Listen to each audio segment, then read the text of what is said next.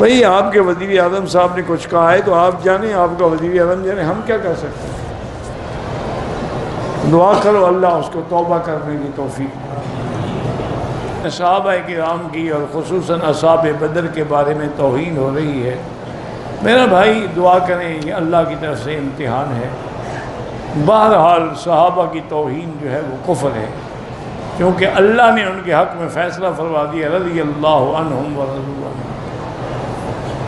باقی اختلاف رائے ہوتا ہے، وہ کوئی نعوذ باللہ سرکار کی بے ادبی، مثلا جنگ کرنی چاہیے یا نہیں کرنی چاہیے، اختلاف رائے ہے۔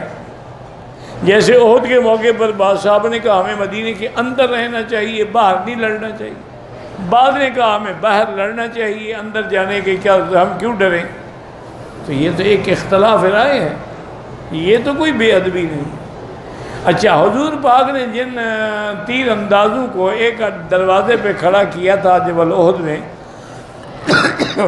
ان کو ہدایت فرما دی تھی کہ یہ جگہ نہیں چھوڑنی، لیکن خدا کی شان ہے مسلمانوں کو فتح ہو گئی، کافر تتر بتر ہو گئے۔ انہوں نے کہا تو اس لیے ہمیں کھڑا کیا تھا نا کہ دشمن حملہ نہ کر دے۔ اب جب دشمن شکست کھا چکا ہے تو ہم مال غنیمت کیوں حاصل نہ کریں؟ مال غنیمت حاصل کرنا جو ہے وہ چوری تو نہیں، ڈاکہ تو نہیں، وہ تو اللہ نے مال غنیمت حلال کیا ہے آپ کے لیے۔ وَاعْلَمُوا أَنَّمَا غَنِمْتُمْ، وہ تو قرآن کا مسئلہ ہے۔ بس بدقسمتی ہماری اور کیا ہے جی۔